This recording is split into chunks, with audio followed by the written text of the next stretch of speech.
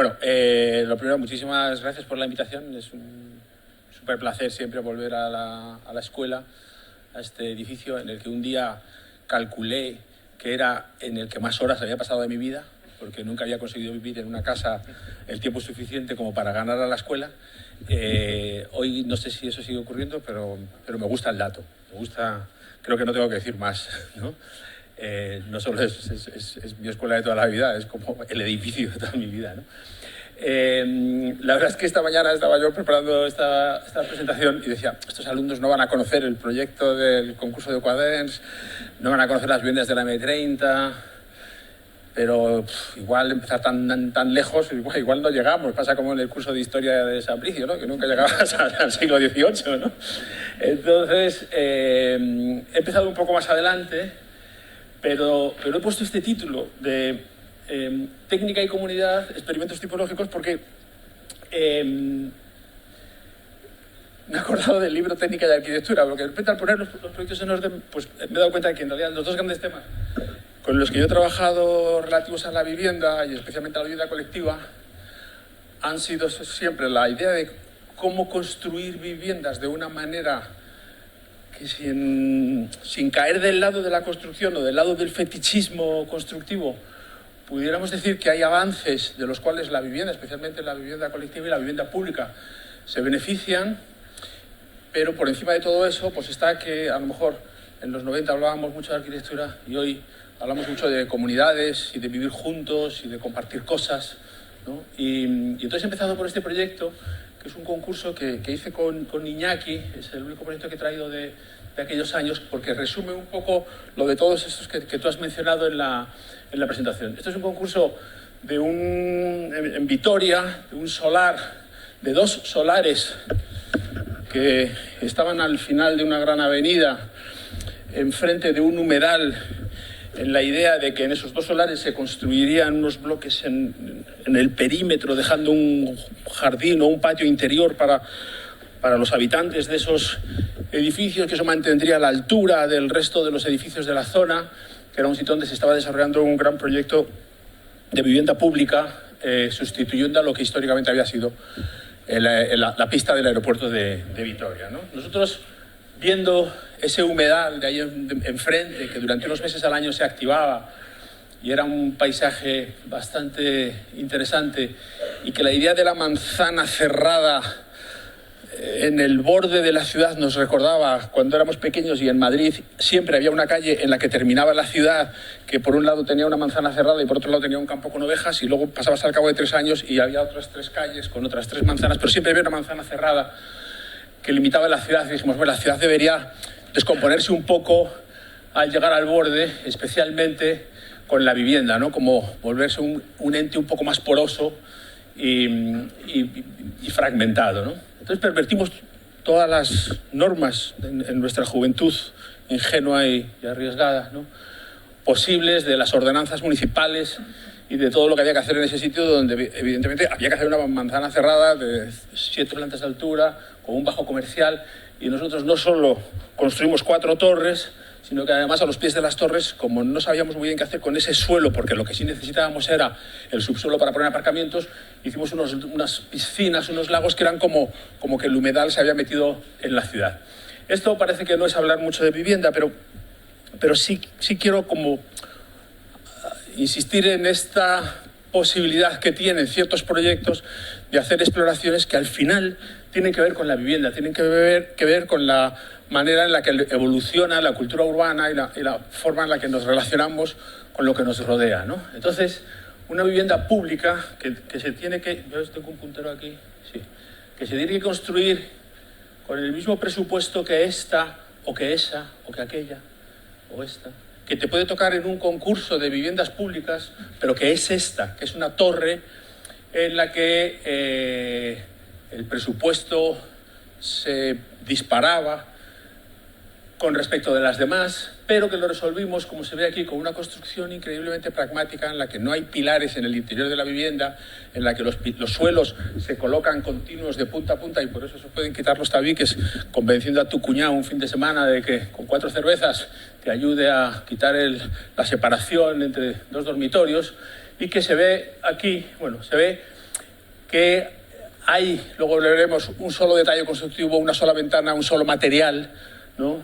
Y una inquietud en aquel momento muy primeriza, que se llamaron, estas viviendas las llamamos viviendas bioclimáticas, ¿no? Hicimos un trabajo que hoy resulta casi ingenuo sobre soleamiento, viento, etcétera, pero sobre todo lo que también, inventándonoslo, pensamos era que había una plusvalía que se podría obtener para poder construir las viviendas un poquito más caras, que era que sus 7 primeras plantas fueran de oficinas. 7 primeras plantas, porque desde la planta número 8 calculamos que se veía el centro histórico de Vitoria, la pequeña colinita donde está la ciudad antigua, y se veían los humedales perfectamente, por encima incluso de las viviendas un poco peores y menos interesantes que se estaban construyendo alrededor. Por eso aquí enseñamos estas plantas casi como un ejercicio al margen de distribuciones y de oficinas y de viviendas para conseguir esa neutralidad que siempre nos había interesado entre las tipologías. Es decir, que no existía para nosotros una tipología residencial o una tipología de edificio de oficinas. Existiría en todo caso la tipología del edificio sin columnas, como es este, que solo tiene estructura en el núcleo, o la tipología de la torre repetitiva, ¿no? Estas piezas, que es con la que se construye la fachada, aunque esta es la única diferencia, porque es la planta de abajo, ¿no?, que es comercial, pero en los demás pisos, esa estructura que habéis visto se construía con unas piezas estructurales que eran todas iguales y que tenían la altura máxima del gálibo de los puentes cerca de la obra, de manera que venían, se subían, se instalaban, venía otro camión, traía, y entonces cada día iba trayendo unas vigas que eran trozos de fachada. De hecho, la fachada corta se construía con una sola de esas piezas, que tenía un piso y la mitad de los pilares del de arriba y la mitad de los pilares del de abajo, ¿no? Porque, como todos sabéis, es más eficiente soldar en el punto medio o dentro de 2/3 de la altura de los soportes, ¿no? Entonces aquí es donde se ve ese principio constructivo que al final tiene que ver sobre todo con esto. Es decir, una vivienda y una oficina. La oficina no tiene que tener esa ventanuca pequeña, puede tener la misma ventana que la vivienda y la vivienda la misma ventana que la oficina. Entonces la gente que vive en estas viviendas dice, estas viviendas molan mucho porque tienen unas ventanas como de oficina. Y la gente que trabaja pues dice, esta oficina mola mucho porque es como muy doméstica, ¿no? Esta foto es de una vivienda, tiene radiadores. Las oficinas, suponiendo que tendrían aire acondicionado, tienen otro sistema de climatización, ¿no? Pero ahí se ve la planta todavía diáfana antes de ser dividida, y se ven, ¿no?, las diferencias que acabaría habiendo entre las plantas de abajo y las de arriba. Y esto es un poco lo que se consigue, ¿no? Entonces, esta idea, ¿no?, que ahora yo creo que además se está volviendo con bastante fuerza, de que la industrialización va a ser el gran motor o la gran solución para construir viviendas, aceptando una cierta repetitividad o una cierta producción que no sea, esperemos, la del bloque Zebra, ¿no?, y que nos permita como realizar ciertos experimentos, porque lo que se puede conseguir muchas veces es muy poco, pero tiene un valor extraordinario. Es decir, que inventar el suelo de terrazo continuo que pasaba por debajo de los tabiques a nosotros nos dio muchísimo espacio de trabajo, muchísimas salas, muchísima capacidad de pensar de otra forma, ¿no? Y cuando nos enfrentamos a este proyecto, realmente ya estábamos como entrenados en una cierta estética, en un cierto pragmatismo y en una cierta dureza, ¿no?, digamos, y simplicidad, que en el fondo era bastante sofisticada y bastante compleja. Y de hecho, estas viviendas hoy en día están perfectamente conservadas, y lo que es más alucinante, están perfectamente coordinadas, porque hemos conseguido o han conseguido constituir una comunidad de vecinos que las cuida y que le pone toldos, porque hay cosas que pueden mejorar la calidad de las viviendas, pero todos tienen el mismo, y hay fachadas en las que no hay toldo porque es el norte, etcétera, etcétera, ¿no?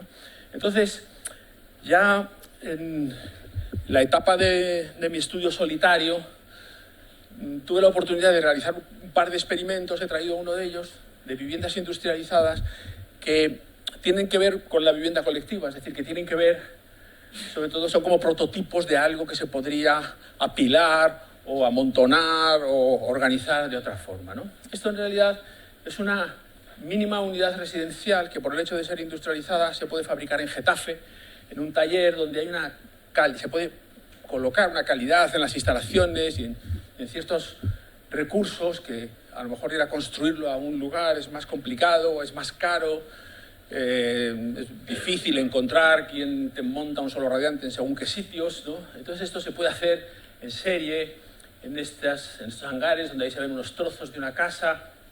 Es una cosa muy simple que tiene una planta baja y un altillo. En la planta baja se hace toda una vida doméstica y el altillo pues tiene ahí, creo que ni siquiera tengo la planta, tiene unas camas en fila y un dormitorio al fondo y un baño. Entonces es un sitio que, bueno, por un lado está concebido como una casa que es el pobre cliente que sirvió de experimento, ¿no? para esto, que tiene la pared más castigada por el sol y por el frío, hueca y vale de almacenaje, pero decía que esta es una vivienda que no está concebida como una vivienda de fin de semana típica, como una vivienda de huir de la ciudad, o eso que se dice desconectar, ¿no? Sino todo lo contrario, es una vivienda puramente urbana, que es como un trozo de una vivienda de la ciudad que se ha escapado y se ha ido al campo, y de hecho sus dueños pues la utilizan en cualquier día de la semana y en cualquier circunstancia, y no necesariamente como un refugio de fin de semana, ¿no? Pero lo que más me interesa es contar bueno, hay unas piedras, las propias piedras se hicieron de cimentación, pudimos colocar estos elementos metálicos mientras el agua, el invierno y el hielo limpiaron esas piedras. Transportamos la casa y se colocó y se instaló en un solo día sobre esa plataforma que ya estaba preparada para recibirla. Creo que tengo un vídeo, que es lo que quería enseñaros. Me parece que va a necesitar un poco de tracción manual.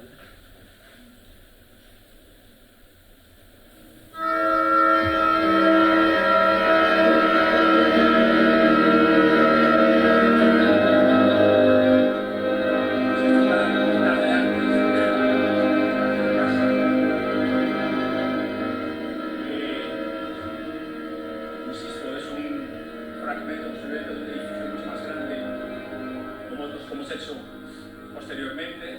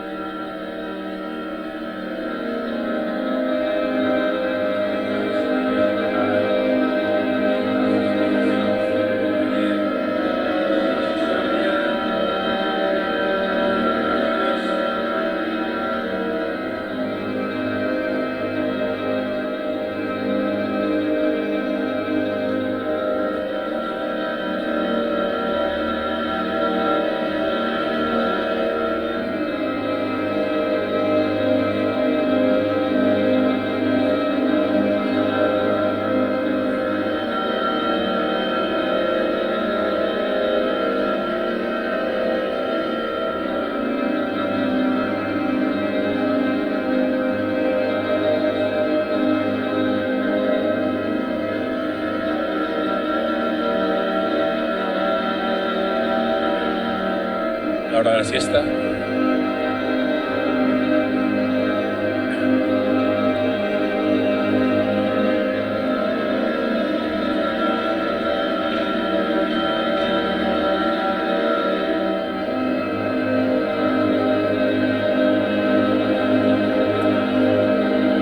También haciendo este proyecto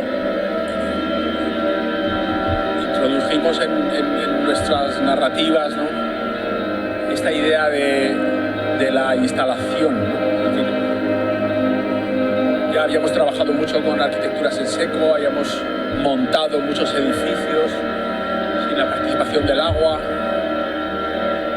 pero incluso tomándolo del arte, ¿no?, la idea de instalar o instalarse en un sitio con esa plataforma que queda ahí delante, que señala hacia dónde quiere mirar la vivienda, cuál es el paisaje que quiere poner en valor, y cómo misteriosamente fue fácil incluso conseguir una licencia para esta casa en un sitio que tenía unas ordenanzas que obligaban a construir con materiales vernáculos. Y con ese sistema pues hemos hecho unos cuantos proyectos, como este, por ejemplo, que es una comunidad de viviendas de alumnos de doctorado y profesores de la Aalto University cerca de Helsinki, ¿no? Donde se producen otros ensamblajes, otros amontonamientos, otros materiales también, ¿no? Demostrando que, bueno, hay una repetición, hay una cantidad de arquitectura que repetir y que industrializar, pero hay otra que puede tener mucha variedad, porque hoy en día, pues, customizar un coche no vale nada, ¿no? Pues customizar una casa tampoco, sí, la parte crucial está industrializada y puede ser sometida a los criterios de costes y de tiempos de producción que hoy en día nos ahogan, ¿no? Especialmente el tiempo. El tiempo es, con toda claridad, el material de construcción más caro que hay, ¿no? Entonces también están estas piezas con las que nosotros trabajamos frecuentemente, en las que redefinimos las fachadas y su profundidad, de manera que allí donde se revela o donde se puede revelar la fragilidad de una vivienda industrializada, pues a lo mejor es bueno que aparezca un espesor, ¿no? que lo contradiga, ¿no? Y por eso aparecen estos poblados de viviendas, o que es aparentemente muy humilde para ser descrito como una exploración técnica, pero que quizá en pesa mucho más la comunidad, pero luego veremos que dentro de la capacidad tecnológica de los pueblos y de los sitios donde trabajamos. Esto es un proyecto en Rumanía, 60 kilómetros de Bucarest, de un problema de vivienda serio, como lo tienen tantos países y tantas ciudades de Europa.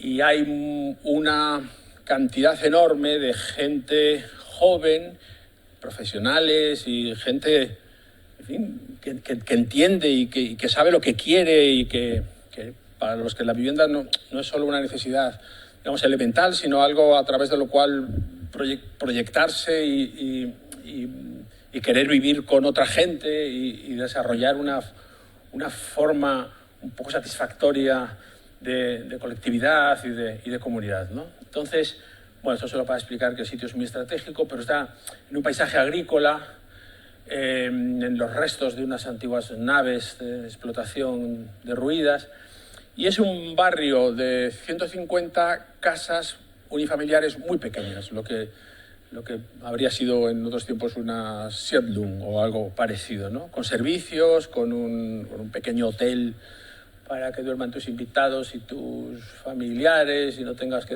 tenerlos en casa, un par de colegios, una cierta actividad comercial, pero también elementos de actividad formativa y una, bueno, minimización no tan fuerte como nos hubiera gustado de la presencia del coche, pero una fuerte peatonalización. Luego veremos un caso, bueno, no lo vamos a ver, en el que ya directamente hemos conseguido que no haya coches en el plano del suelo, ¿no? Pero bueno, esto lo voy a enseñar un poco deprisa, porque claro, aquí estamos en una economía completamente diferente, en la cual las horas de los artesanos pueden permitirnos hacer cosas que en otro contexto, como sería aquí, sería prácticamente imposible, pero sin embargo importar una carpintería de aluminio puede ser un drama o una pequeña pesadilla, y así, digamos, hay que entrar en ese conocimiento de qué es lo que es posible y de qué nos podemos aprovechar y qué es lo que también nos gustaría hacer muchas veces y no podemos, ¿no? Entonces, las viviendas, como sabéis, son muy sencillas, son una mezcla de viviendas en L con viviendas patio que se van enlazando, y no voy a describir las plantas, pero las cuento aquí. Tampoco estos renders que claramente tienen un espíritu comercial, ¿no? Son los renders con los que la gente compra estas viviendas, que son, insisto, muy sencillas, pero nos parece que a través del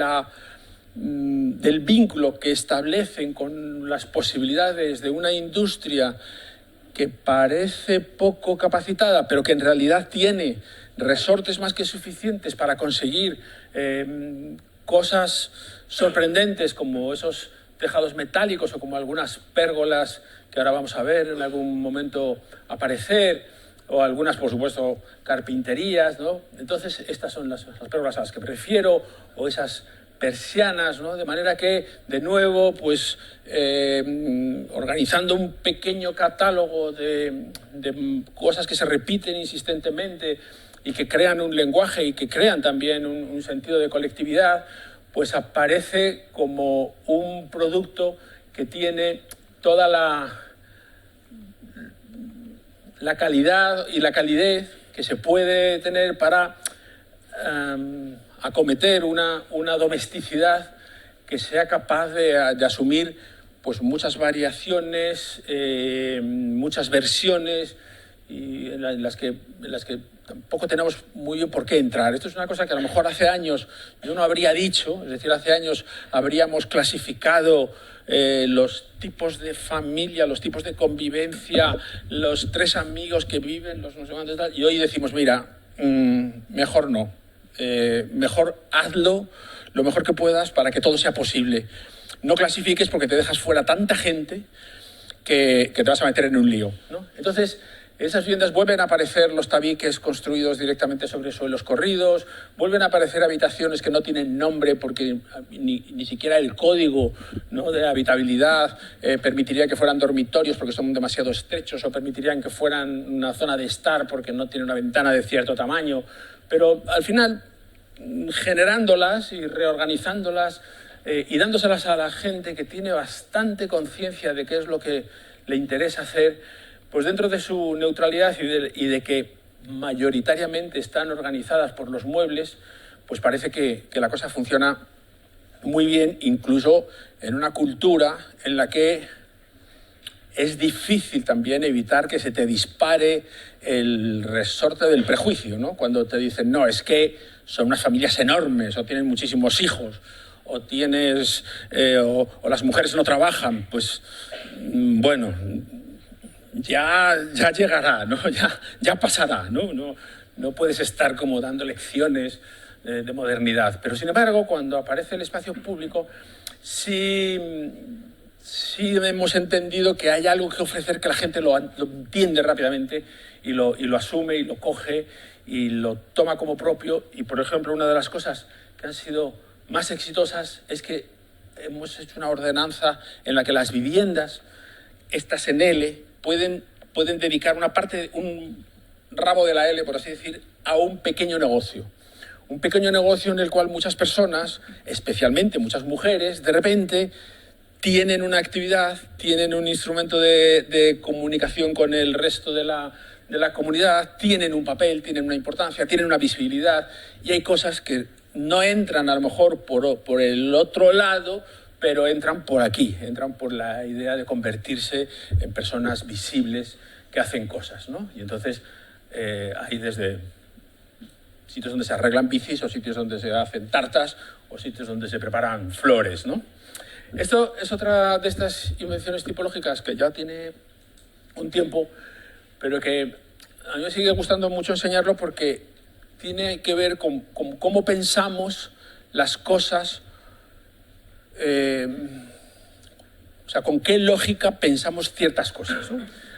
En París, en la Porte d'Orléans, existían unas cocheras de los autobuses municipales grandes en el sentido de que ocupaban un solar muy grande y muy caro. Y entonces la MT, por así decir, la RATP, ¿no?, de París, decide que va a vender ese solar, va a sacar muchísimo dinero, porque se lo va a vender, por supuesto, a un promotor inmobiliario, y va a construir unas cocheras a las afueras de la ciudad. Bastante lejos, porque París, esto que ya es centro, era periferia en la época de Le Corbusier, pero hoy es centro, ¿no?, pues había que llevarlas bastante lejos, ¿no? Entonces, un individuo con una capacidad de pensar diferente o de ensayar un pensamiento diferente, compinchado con el sindicato de los conductores, demuestra que el valor real de trasladar esas cocheras a la periferia, de llevar todos esos autobuses todas las mañanas y todas las tardes de vuelta a esos sitios, la gasolina, las horas de tipos que tenían que ir conduciendo esos autobuses, los propios empleados que ya vivían todos en los alrededores de su garaje, que había que llevarlos hacia allí, más la pequeña catástrofe social o laboral que podía generar, no podía, y el precio de construir el nuevo garaje no equilibraba la cuenta de resultados del negocio de vender el solar. Porque claro, vender un solar pues está muy bien, pero solo lo vendes una vez y te dan el dinero y a lo mejor te lo gastas ese fin de semana en el casino y ya no tienes ni solar, ni garaje, ni nada. Y entonces sacaron un concurso para construir, o sea, para mejorar los garajes y construir encima viviendas, de manera que fueran esas viviendas las que pagaran las reformas y las que pagaran el traslado que no se iba a hacer y que consiguieran esa especie de plusvalía, pero que las cocheras no se fueran de allí, ¿no? Entonces aparece de nuevo nuestra obsesión por crear comunidades que están unidas por algo, por una historia o por una narrativa más o menos poderosa. Dejamos las cocheras donde estaban, metemos debajo 2 plantas porque es obligatorio, como pasa en España en tantos sitios, tener un coche por vivienda. Calculamos cuántas viviendas serían necesarias, las organizamos en esa plataforma que está a 10 metros encima de la calle, es decir, que tener un jardín privado en unos bloquecitos no muy densos en París, levantados 10 metros de la calle, pues es como un lujo extraordinario, y se construyen estas viviendas que, de nuevo, para poder hacerlo, para que no pesen, para que pues hay que industrializarlas y hay que utilizar un único material de fachada que vale para hacer persianas contra ventanas, paneles fijos, petos de todo tipo, etcétera, y colocar abajo, en los 2 niveles que quedan aún demasiado cerca del patio, digamos, ruidoso y de la calle, unos locales de trabajo, de despachos, de estudios de arquitectura, dentistas y abogados, una guardería infantil. Por supuesto, es un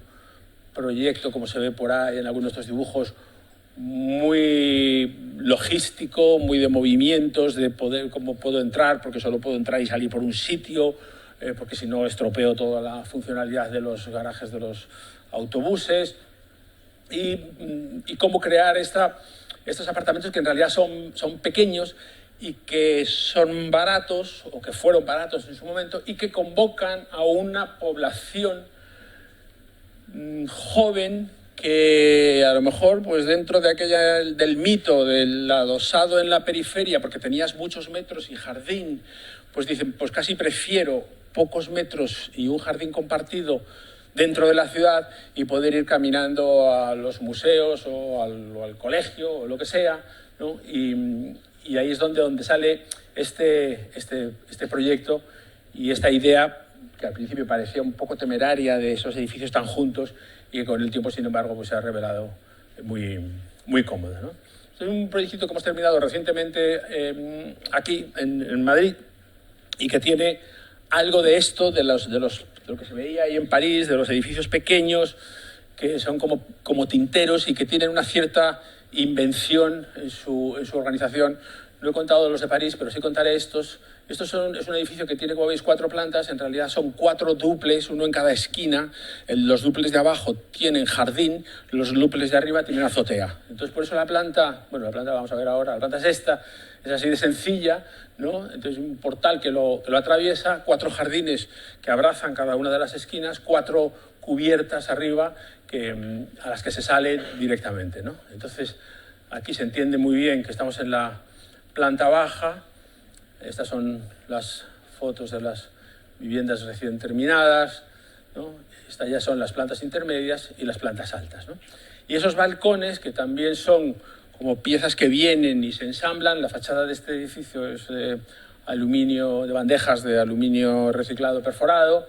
Es una fachada ventilada con el aislante por fuera, y digamos que genera como un pequeño guiño a través de esos pañitos de baldosín catalán que luego hemos repetido en otros proyectos, como que el sitio donde el cuerpo toca a la arquitectura, pues en lugar de metal te encuentras algo que a lo mejor puedes asociar a otras experiencias de tu infancia o de otros lugares, ¿no? Entonces, es un edificio que está relativamente cerca de aquí de la escuela, y que está ahí como jugando a la escala de sus vecinos, y bueno, es un poco como les pasaba a las Torres de Victoria, que eran como iguales que sus vecinos, pero diferentes, pues este también tiene algo con lo que jugar, pero diferente. Y en esos años, voy a decir 2013, 2014, haciendo un concurso de un edificio en Marsella, preparamos estos collages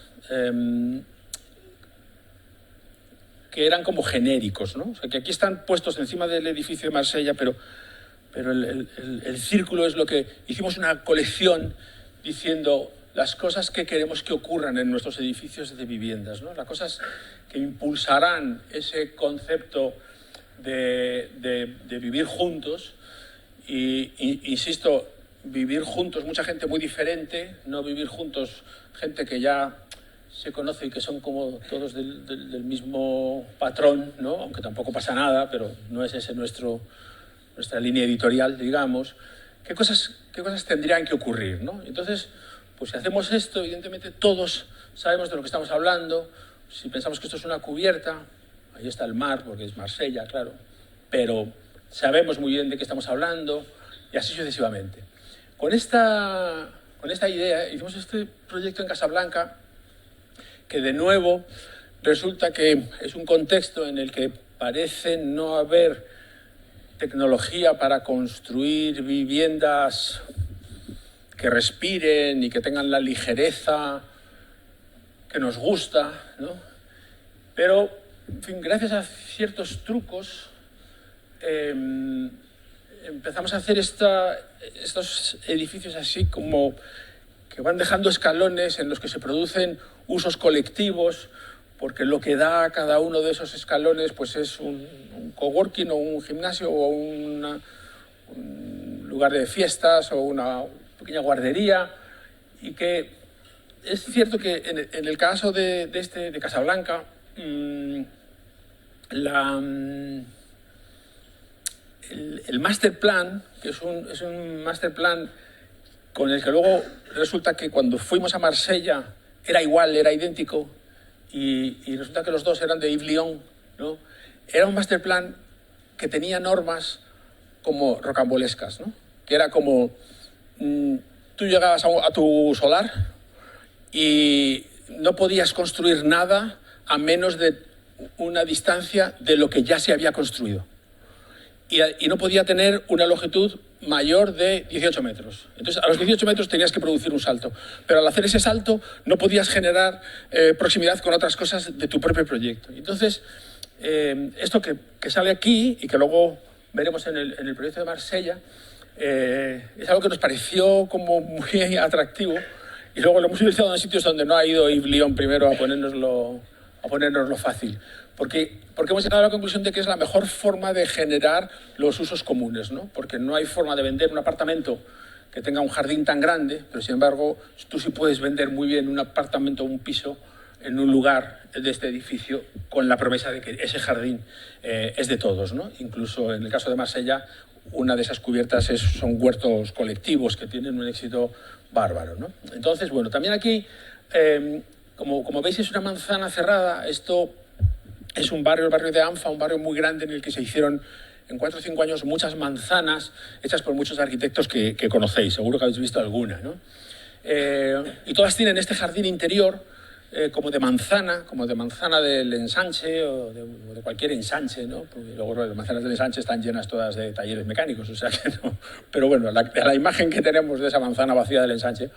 Pero en nuestro caso tuvimos la fortuna de convencer al promotor de que la dejara accesible, cosa que además en un lugar como Casablanca parecía un súper problema, ¿no? Pero al final aceptaron, pusieron puertas que ya no se cierran nunca y crearon estos jardines que se han convertido, en contra de lo que ellos esperaban, en el mejor garante de una cierta seguridad basada precisamente en la coincidencia de las personas y en el trasiego que se produce allí. Mientras que las otras parcelas que tienen los jardines cerrados a cal y canto, pues resulta que a las familias les da miedo que sus hijos bajen al jardín porque parece que les tienen menos controlados o que pueden ocurrir más cosas que en este sitio que está abierto, ¿no? Esto también son cosas que, bueno, hay que entenderlas y hay que digerirlas, ¿no? Pero bueno, y aquí aparecen estas fachadas que también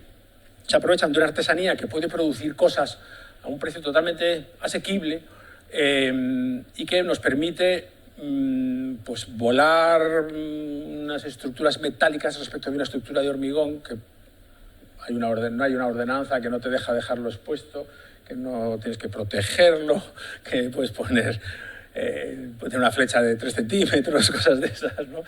Y que nos permite como crear esos lugares que producen una mayor intimidad, porque además pues nadie los va a cerrar y nadie va a hacer lo que no quieren las ordenanzas que hagamos con las terrazas de Madrid y tal, ¿no? Con ese bagaje nos enfrentamos a este proyecto en Marsella, que bueno, es una manzana doble. El otro lado está hecho por otro arquitecto y el concurso se hacía entre 2 arquitectos, aunque cada uno desarrollaba una. Es decir, que tenías que tener una pareja con la que demostraras que ibas a ser capaz de conseguir una cierta armonía, aunque no tenías que ponerte de acuerdo en nada. Es sencillamente que parecía como que si organizas a la gente de 2 en 2, ¿no? El conjunto queda más armonioso que si cada uno es de su padre y de su madre, ¿no? Me imagino que ese sería la intención de, insisto, Iblion, ¿no? Este es el proyecto.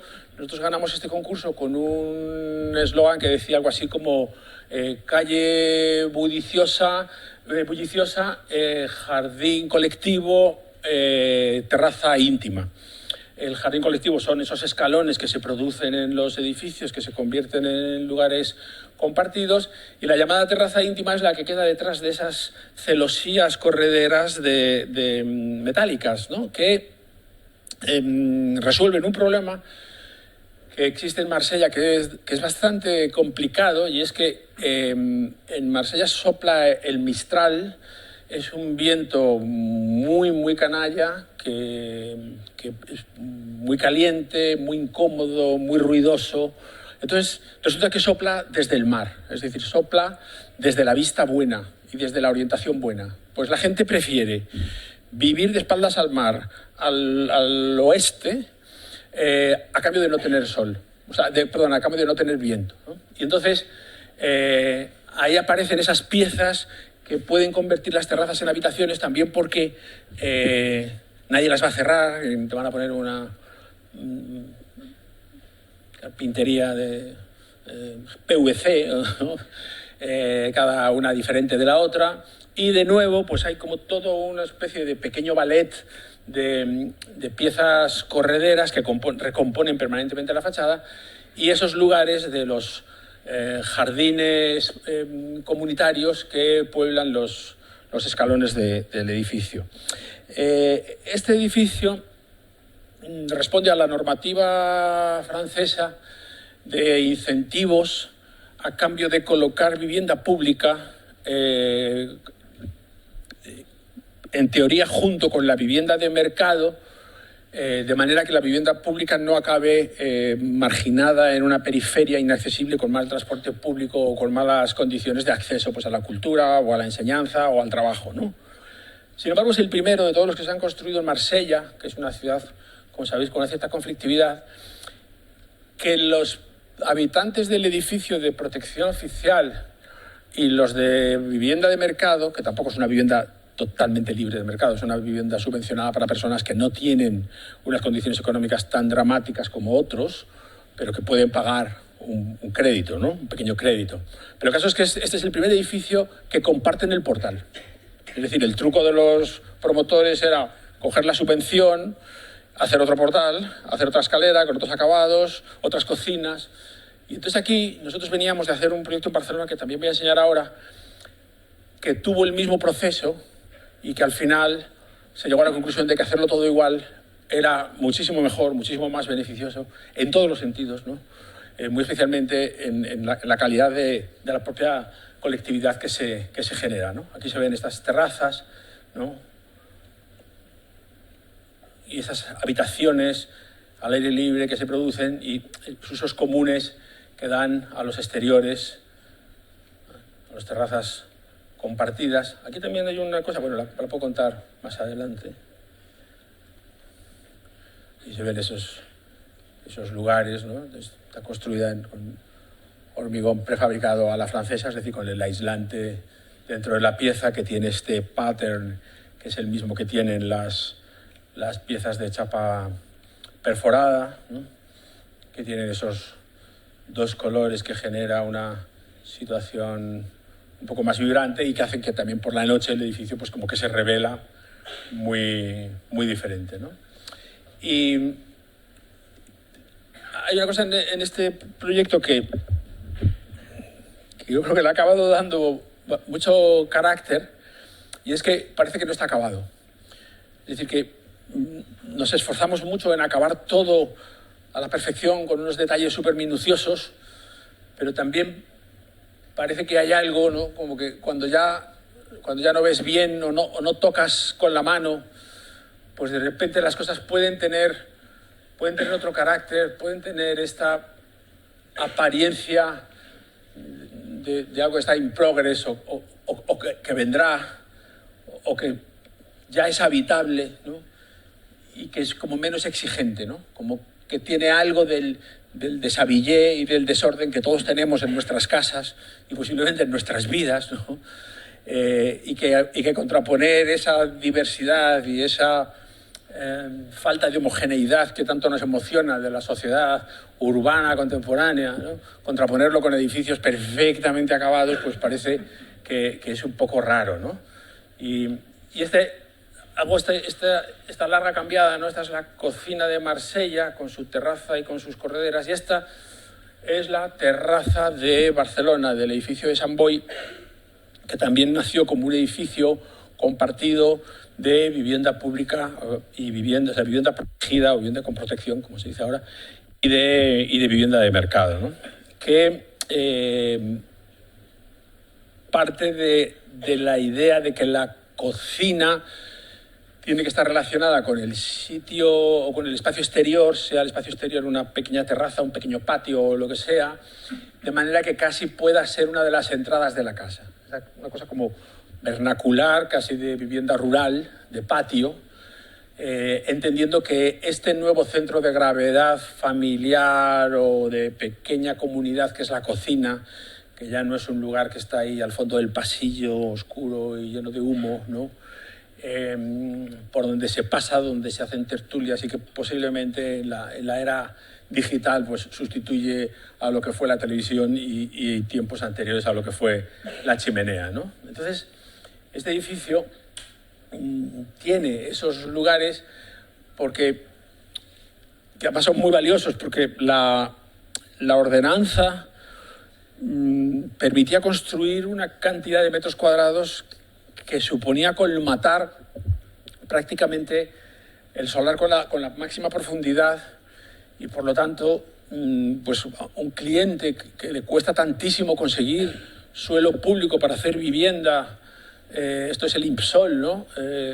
de Cataluña, vamos, el área metropolitana de Barcelona, pues no puede renunciar a construir todos los metros cuadrados que pueda en ese solar. Y entonces nosotros realizamos unas pocas operaciones, o sea, primero macizamos el solar y luego realizamos unas operaciones de sustracción para generar estos lugares. Incluso conseguimos que esos corredores no contaran a edificabilidad, ¿no? Porque son exteriores y cumplen una serie de condiciones que nos permitieron construir todavía unos pocos más de metros residenciales, pero que hoy en día, porque estas fotos lamentablemente pues están recién terminadas la hora, hoy en día están llenos de plantas y de jaulas de pájaros y de niños jugando. Y bueno, estas son esas operaciones que estaba contando antes, que tienen esta astucia que creo que nos hizo ganar el concurso, de tener un único núcleo en el centro del edificio que alimenta unas galerías que cada una de ellas solo alimenta 3 viviendas, de manera que no es tanto el tráfico de gente que pasa por delante de tu vivienda, y es muy fácil establecer una relación próxima y con 3 viviendas, no tienes que establecerla con gente, a lo mejor con un número muy grande de gente. El edificio por fuera, repitiendo la letanía de la tarde, es muy pragmático, tiene una sola persiana, tiene un solo paño ciego, no sé qué, tiene un único material y tiene una única tabla, ¿no? que es esa especie de verde de la casa, digamos, ¿no? Y por dentro pues tiene algo de lo que habíamos visto en el pequeño bloquecito de Zanzíbar, con sus baldosines catalanes y con unas barandillas y rejas que también tienen ese toque un poco vernacular, ¿no? Y este patio hoy en día pues es un patio en el que se montan buenas fiestas y buenos saraos, porque además hay una comunidad gitana aquí dentro que tocan y bailan y la gente pues, convive y participa, y tienen un pequeño periódico y hacen cosas que quiero siempre pensar que las ha generado la arquitectura. O sea, que cuando decimos que, ¿no?, eso pasa con los museos, ¿no?, lo digo para echar la culpa a otro, ¿no? Dorothea von Hantelmann, que dice: no me digas en el manifiesto o en el statement de tu museo, no me digas que tu museo es muy abierto, muy inclusivo, ¿no?, y muy amigable, si tu arquitectura no lo es. Porque tú lo digas, pues posiblemente no ocurre. Aunque tengas un programa lleno de artistas, de una variedad de artistas, pero que al final luego están exponiendo en salas que son completamente convencionales y la gente tiene que entrar y sufrir el trauma de sacar una entrada en el MoMA, ¿no?, que hay que pasarlo. O sea, eso es como una oposición casi para mucha gente, ¿no? Entonces, bueno, yo creo que a través de estos pequeños gestos y de esos pequeños corredores se generan formas de sociabilidad que producen una cierta tranquilidad, ¿no? Claro, eso, vuelvo al comentario de Emilio de hace 30 años, una vivienda bastante convencional, pero bueno, al final todo lo que ocupa espacio definido está en esta L, esto se queda libre, da este patio que a su vez se conecta con esta cocina, de manera que nunca se niega la posibilidad de salir a desayunar directamente de la cocina o estar ahí, ¿no?, como en el centro el centro neurálgico de la casa, ¿no?, convertir la cocina en la base de operaciones, ¿no?, en la sala de operaciones, ¿no? Entonces, bueno, aquí la verdad es que también tuvimos la suerte de que cuando hicimos la obra ya había plantado Batlle y Roig un parque bastante bien desarrollado y bastante bien concebido, con lo cual no estuvimos, digamos, desamparados en una periferia inhóspita, porque ya había sido colonizada por una vegetación intencionadamente plantada. Este dibujo lo hicimos un día para contestar a alguien que decía que las viviendas de Sant Boi, en el fondo, pues claro, eran unas viviendas como periféricas, pegadas a un polígono industrial, que es verdad, y como fuera de todo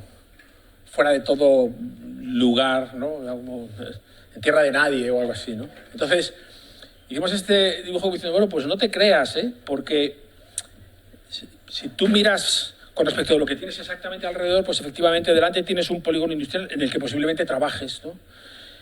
Pero resulta que detrás, caminando un poco, pues tienes el centro de Sant Boi, que no es el centro de Barcelona, ¿vale?, pero es el centro de una ciudad que tiene su historia, más allá de que ahí haya nacido Pau Gasol, ¿no? Puedes ir al aeropuerto en bici en 20 minutos y puedes ir a la playa en bici, y a lo mejor resulta que, creyendo que estás en una periferia, estás en un lugar en el que pasan muchas cosas, entre otras la huerta del Besós, ¿no?, que es un paisaje pues como maravilloso abajo, pero resulta que arriba tienes toda la sierra y todas las montañas de Gavà, ¿no?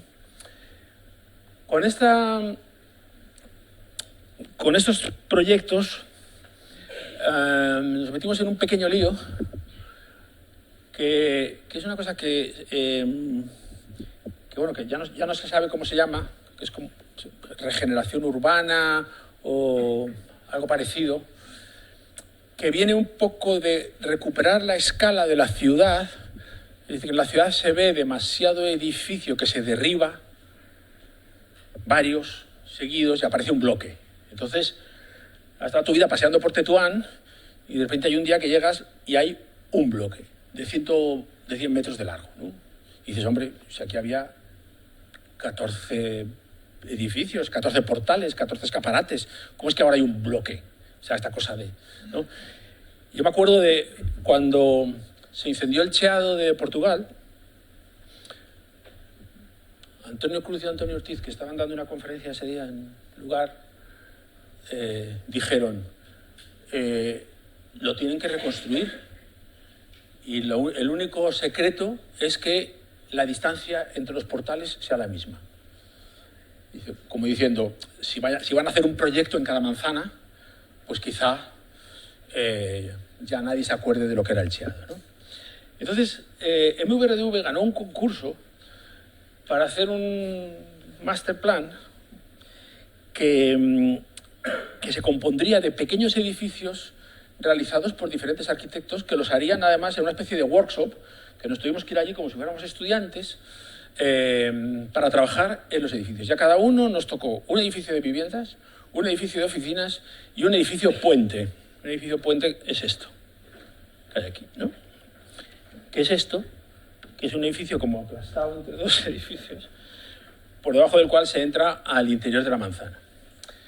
Y estuvimos trabajando en este proyecto, que además generabas una especie de proyecto básico, no más, pero ahí había consultores de estructuras, constructores de instalaciones, consultores de todo, que luego eso se entregaba y se desarrollaba por el estudio de MVRDV, ya con sus equipos y tal, ¿no?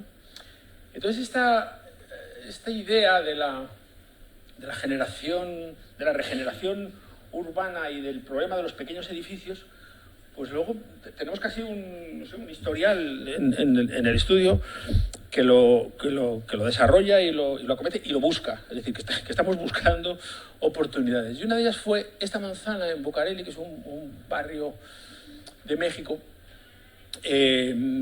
donde en la misma manzana surge la posibilidad de comprar 5 edificios o 6 edificios, no conectados entre ellos o conectados solo a través del patio de manzana o del espacio interior, sí, pero entre medias de ellos pues hay 2 edificios protegidos, uno que no está en venta y otro que funciona perfectamente y que hay que dejarlo, ¿no? Entonces, hicimos este proyecto un poco inspirados por la herencia del Olimpia, colocando un patrón de edificios que tendría esta capacidad de reconstruir la manzana, en este caso con una exploración en altura, porque es un barrio que desgraciadamente, o a lo mejor ya no desgraciadamente, porque ya ha pasado en todo el barrio, ¿no? Los edificios pequeños, resulta que la gente compra y hace edificios no solo continuos, sino además muy altos, ¿no? Entonces, bueno, hicimos este proyecto que es como la antesala de este. Este es un proyecto que está aquí en Madrid, que vamos a empezar a construir, yo creo que dentro de un mes, y que surge de la misma forma. Una manzana que tiene un montón de pequeños edificios típicos de la periferia industrial de Madrid, donde hay un taller que tiene un sótano y encima una vivienda que a su vez luego tiene como un altillo y una terraza, porque el taller ocupa media manzana o toda la manzana y sin embargo la vivienda solo ocupa la crujía edificable, pues alguien consigue juntar muchas de esas piezas, no todas, creo que tengo una planta aquí, esa pieza negra no se consigue, y entonces nos hacen un encargo de un conjunto residencial en la idea de que vamos a hacer un edificio homogéneo y coherente y igual, en cierto modo, a los que se están construyendo enfrente, en aquella calle, en la avenida Morelos, la acera de enfrente, que ahí está todavía con el parcelario antiguo, hoy en día es un lienzo corrido de ventanas, en fin, con bastante poca gracia, ¿no? Voy a enseñar esto bastante deprisa porque hay un trabajo de investigación que hicimos sobre si este es el espíritu de la periferia industrial, que es una cantidad de pequeños edificios, una diversidad de materiales, paveses, aluminios, azulejos raros, ¿no? Y analizamos edificio por edificio, viendo incluso qué podíamos rescatar de esos edificios para reutilizarlo en nuestro proyecto. Luego se hizo un derribo selectivo de esas piezas, en la idea de producir una volumetría que no abandonara, como se ve aquí, el ritmo de las cornisas de lo existente, ¿no? Y que, en cierto modo, tuviera un enganche con una tradición residencial y productiva, ¿no? Que esta manzana o este pequeño proyecto también podría tener, porque esas plantas bajas pues pueden tener también talleres, en este caso pues quizá galerías de arte o lo que sea, pero mantener esa densidad y esa porosidad de la ciudad original, conscientes de que muy posiblemente seamos los últimos que lo hagamos. Es decir, que el edificio de la M30, que comentaba Óscar en la presentación, se hizo rodeado de naves industriales, ¿no? Y hoy en día es la única nave industrial que hay en el barrio, ¿no? Entonces, bueno, sigo.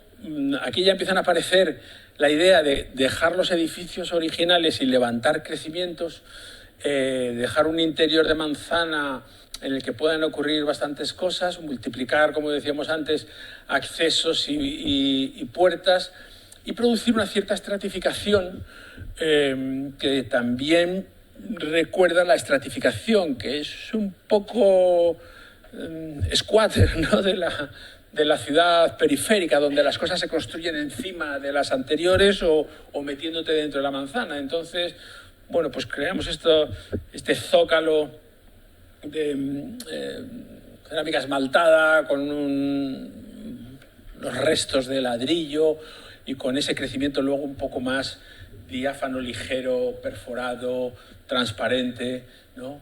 Y son viviendas bastante pequeñas, de un dormitorio casi todas, alguna de dos, y todas todas tienen un gran ventanal, ¿no? Que es un poco el que organiza y focaliza la vida, ¿no? de la manzana y del barrio, ¿no? De manera que en esta riqueza y en esta diversidad, digamos que no se pierde nadie en una especie de anonimato alienante, ¿no? Digamos, ¿no? Y ese es el interior de la manzana, que vuelve a tener los corredores que tenía Samboy y la aparición de algunos materiales también, en este caso no industriales como en Vitoria, sino industriales por la propia tradición del barrio, ¿no? Que genera pues esta vida alrededor del patio. Allí, por ejemplo, hay algún edificio que no derribamos, como estas naves industriales de aquí, que sin embargo las tenemos que aligerar, porque aunque no las derribes y tengan un cierto interés y una cierta belleza, pues las normativas municipales te impiden utilizarlas o te impiden dejarlas. Pero si quieres dejar la estructura como si te hubiera ido la olla y hubieras hecho una pérgola completamente absurda, pues entonces sí, puedes dejarlo, ¿no? Entonces, bueno, pues ahí está la pérgola, ¿no? No tengo más que enseñar. Pero bueno, quizás solo decir que en el trabajo sobre vivienda que hagáis, y yo creo que en eso la escuela ha sido siempre muy ambiciosa, ¿no? Hay que inventar algo, hay que intentarlo. Parece que está todo dicho, que está todo hecho, pero a veces simplemente por contar las cosas de otra forma o por describirlas con un léxico diferente, ya se convierten en algo que puede sugerir, incluso a los demás, una cierta novedad, ¿no? Decía Jorge Wagensberg, ¿no?, que tenemos que tirar piedras a la luna que no vamos a dar, ¿no?, pero haremos músculo. Pues yo os aconsejo que el lucimiento en el mundo de la vivienda es siempre menor que en la espectacularidad que suelen proporcionar, o las oportunidades que suelen proporcionar los grandes edificios públicos o singulares, ¿no? Especialmente viviendas con dificultades económicas que se construyen a unos precios, en fin, ridículos, ¿no? Pero esa mínima novedad es la que hace que nosotros también seamos, en cierto modo, una comunidad que trabaja para los demás, que trabaja para mejorar la vida de nuestros conciudadanos, ¿no? Y eso creo que tiene un retorno que no es igualable al éxito de un gran edificio público ni de lejos, ¿no? Y pasar por cualquiera de las viviendas que yo he descrito aquí hoy y ver que se viven y que se viven con una cierta intensidad y que han generado un cierto orgullo porque alguien ha pensado que todo lugar tiene una historia, aunque no sea de las más nobles o aunque sea muy difícil de ver, ¿no? Aunque haya casi que reconstruirla para poder contarla, ¿no? Y que esa historia, pues de alguna forma en muchos lugares se había perdido, ¿no? En este proyecto último de Carabanchel, pues esa historia se ha perdido o se está perdiendo, ¿no? Y entonces esa recuperación de algo que nos ata a los sitios y a la tierra y a los demás, pues es lo que se puede hacer cuando se construye vivienda. Por supuesto, hay que construir de vez en cuando un edificio público para darse el gustazo, ¿no? Pero yo os aconsejo que os toméis muy en serio el tema de la vivienda. Muchas gracias.